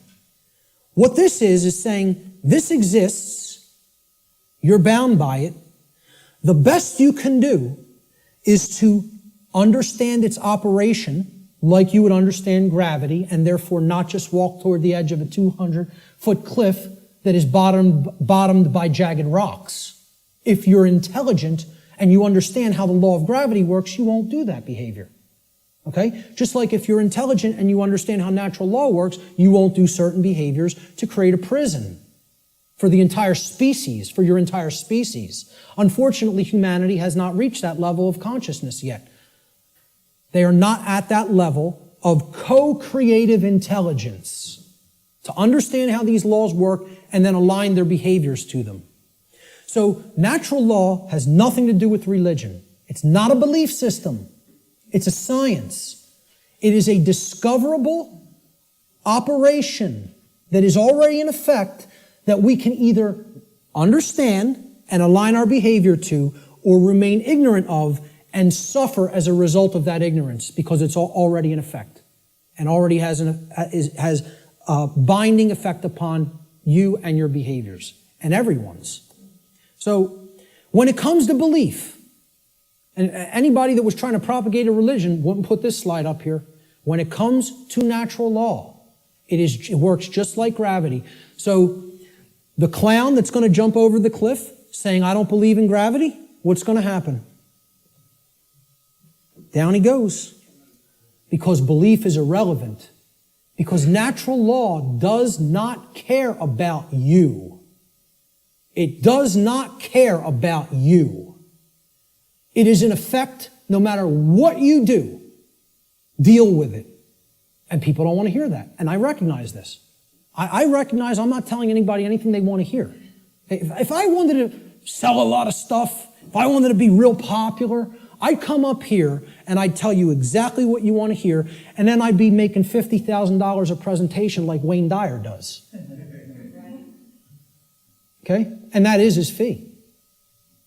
I know because I've actually had some people speak to his management. That's what a new age presenter gets. You know what I ask for? 0. I don't even ask for a stipend because I don't even care about fake money. I care about making real money. Real one eye. The word money is actually one eye. And people don't even have said it 1 billion times in their life and never recognize what they're saying is one eye. And it's the symbol of the one eye, which represents spiritual enlightenment, is plastered all over the $1 bill. Okay? Well, this is the one. See, I tell people, I'm a poor man when it comes to the fake money, but I'm very rich in the real stuff. The real thing, I have tons of. The fake stuff, I don't do so well with, and I don't care. It's not what I'm concerned about. I know it's fake. Okay? So I don't ask for a stipend when I present. I tell whoever's setting up the presentation, pay for my travel and lodging. Hook me up with a dinner or whatever. That's it. I'll come out and speak anywhere. Okay? The point is, if I was trying to appeal to somebody's ego and what they wanted to hear, I would tell you your beliefs are very important. Your beliefs shape. And they do shape your reality. In a negative way, if you don't align yourself with truth and you want to stay attached to a belief system because you prefer it over what's real, okay? So when it comes to natural law, I'm not telling people don't believe in yourself. People will say, there's forms of belief that are good. Yeah, I acknowledge that. I understand that. Believe in yourself. Believe in your own ability to come to this understanding of information like this. But I'm explaining when it comes to a law that is existent in the universe, your belief doesn't matter. It's irrelevant. The universe doesn't care what those parents at that picnic whose child just went over the cliff believed. It doesn't care whether that girl doesn't know how gravity works. It's going to have an effect. You act a certain way, like a computer. Boom, you put this in, here's how you program this, that's what has to come out. Invariably. Invariably. It is nothing personal. Natural law is not a personal force. It is an impersonal force.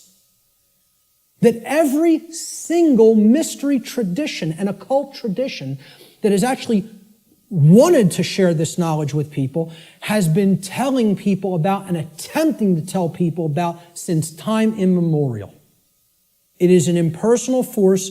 It does not care about you. It does not worry or care in the slightest bit whether you understand it or accept it or not. It is in effect, you are bound by it, the end, and stop crying in your milk over it. That's it. No one wants to hear that. And I'm not so naive that I recognize people don't want to hear that I don't recognize that. I do recognize that. Believe me, I realize the wall I am up against in saying this. I get it fully. Fully. If I wanted to blow smoke up people's rear ends, I'd come up here and I'd say, the universe cares about you and what you believe. And it's going to gauge that, it's going to look at all that, and it's going to tabulate it, and it's going to say, well, what did he believe when he took this action? It's not going to say that. It's going to say, is this what happened? Yes or no? Yes? Here's the result. That's it. Unwaveringly and invariably.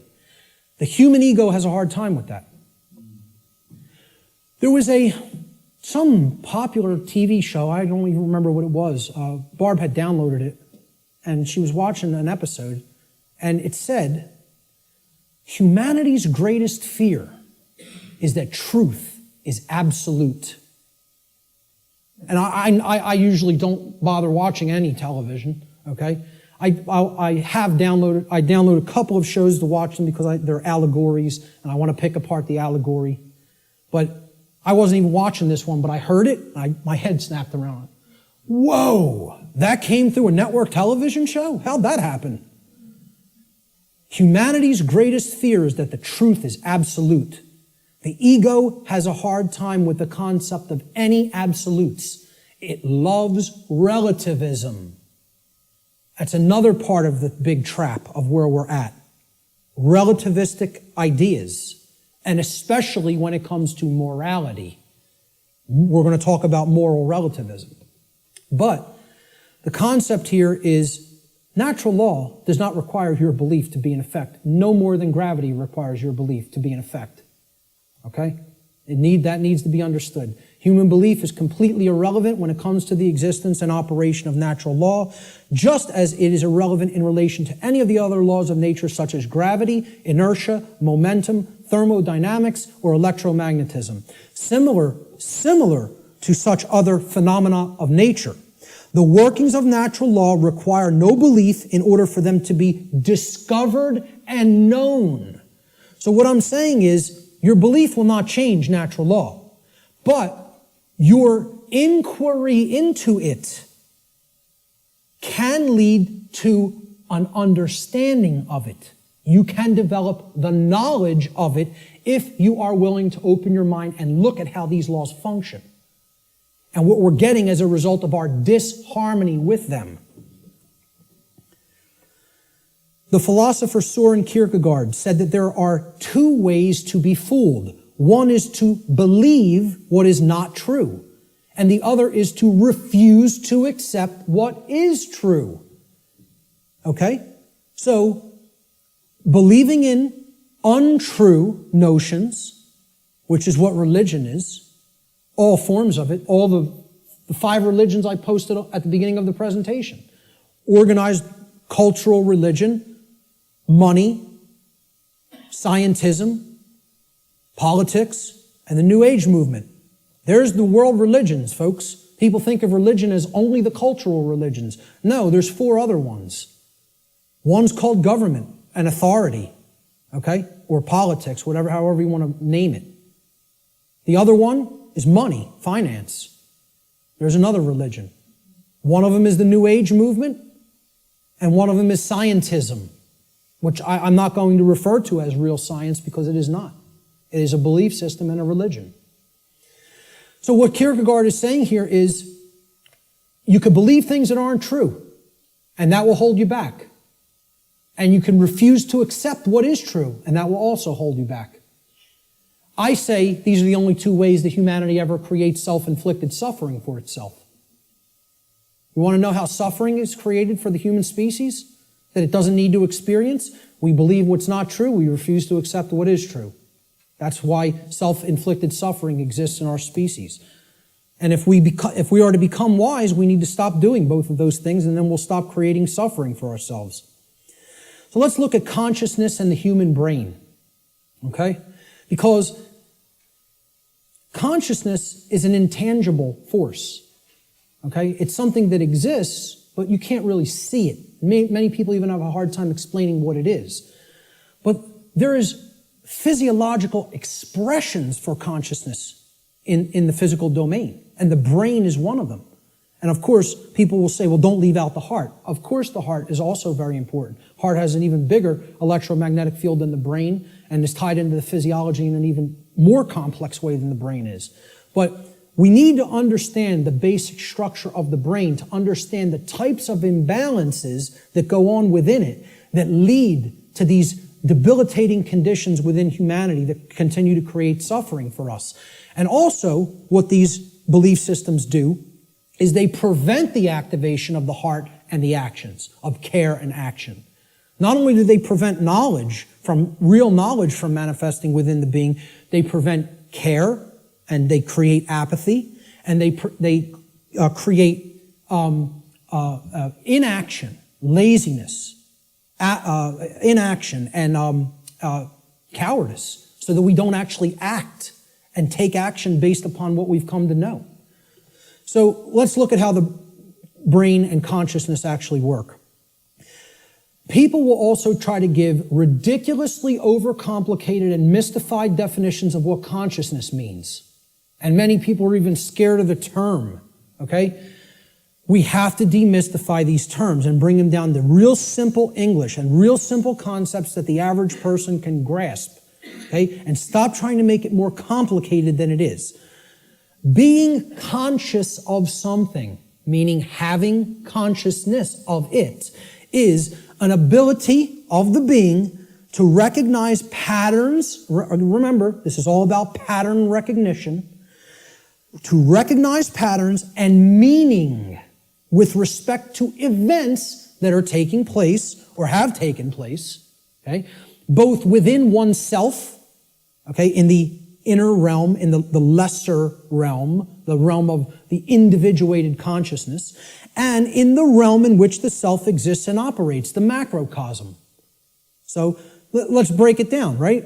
Ability of a being to recognize patterns and meaning with respect to events taking place within oneself, the microcosm, and in the macrocosmic world, the world at large. And the events taking place is the truth.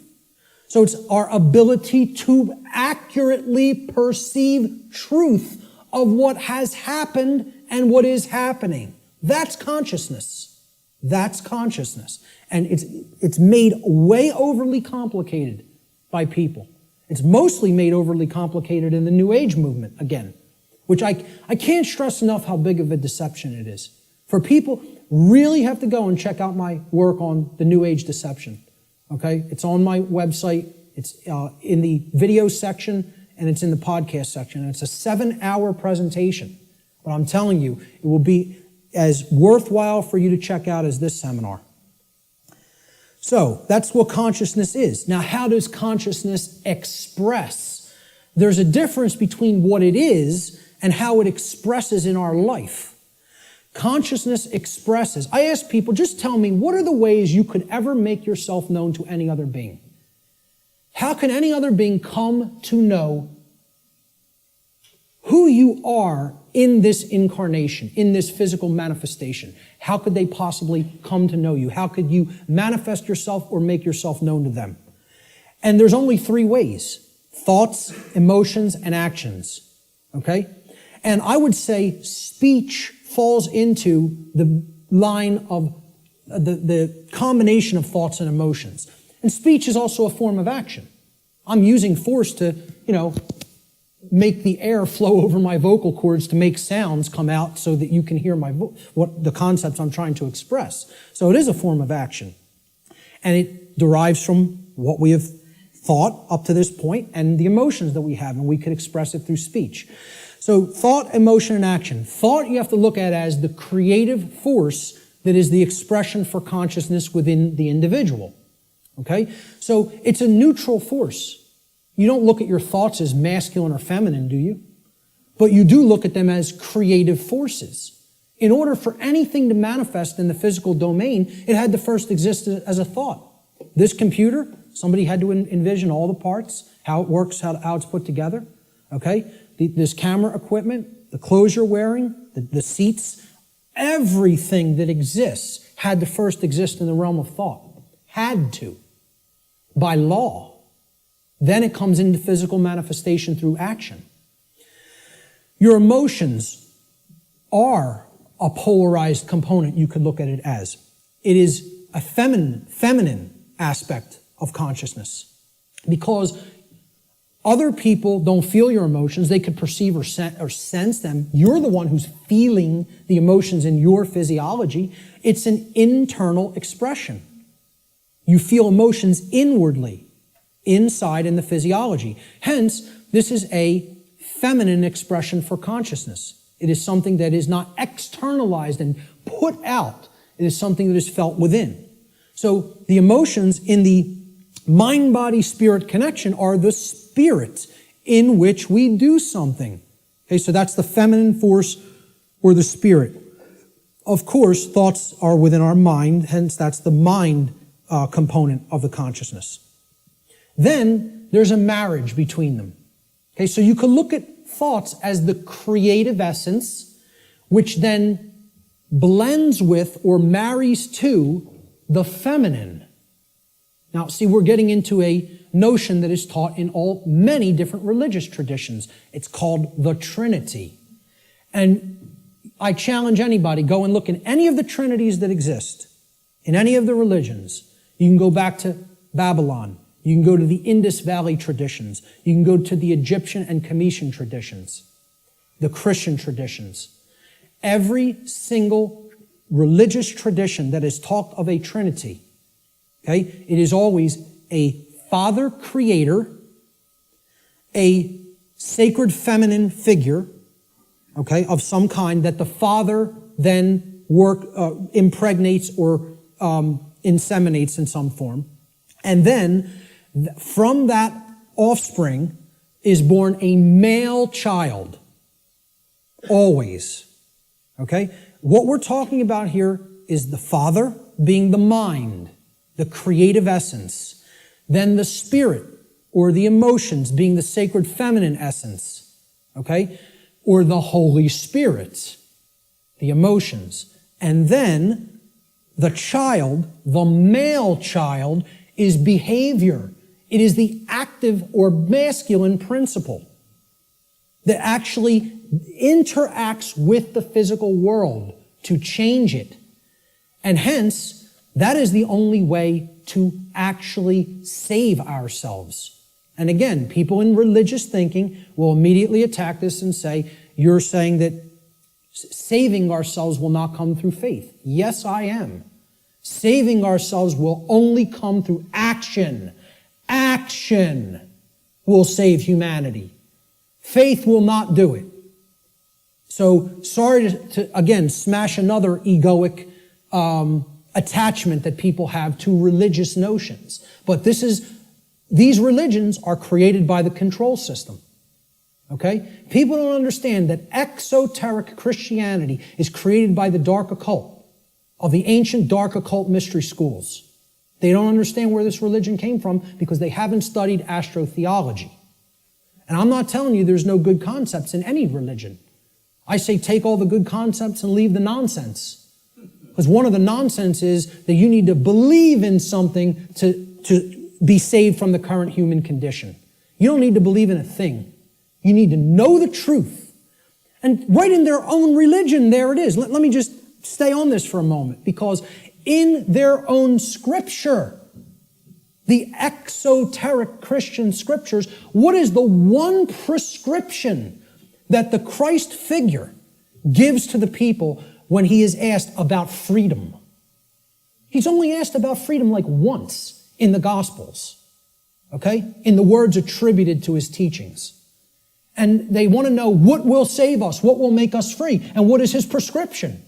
Truth shall make you free. No, that is not. There's something missing there. You're close.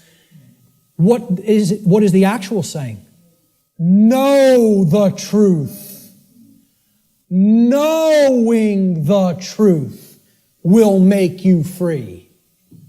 That's the prescription, even in exoteric Christianity. It's right there in the Gospels. But Christians don't want to hear that because the controllers in the church who came from the dark priest class gave them this nonsense that all you have to do is believe and everything will magically change. Well, good luck with that. When people's behaviors have no alignment with morality, you think your belief's going to change something? Again, let me know how that works out for you. And again, I'm not mincing words up here. I'm telling it like it really is. I don't care who it offends. So, the expressions for consciousness are thoughts, emotions, and actions which are likened to, in the consciousness community, of mind, spirit, and body. And it's a trinity. A Father, Creator, which is the thoughts, the mind, the feminine essence, which is the mother of the Trinity, the emotions, the inward aspects, the spirit. And then they give birth. When the thoughts and the emotions come together, they give birth to action in the world, which is the male child. This is very important to understand. I hope everybody is clear. This is our internal Trinity, which constitutes the expressions for consciousness. Okay? So let's move on. Yes. Okay, how much time? It is. Okay, we're going to stop right there and take a break. We will resume at 1:15 precisely. Okay, so you want to come in a few minutes early to get settled. I will start again at 1:15 p.m. Thank you, ladies and gentlemen.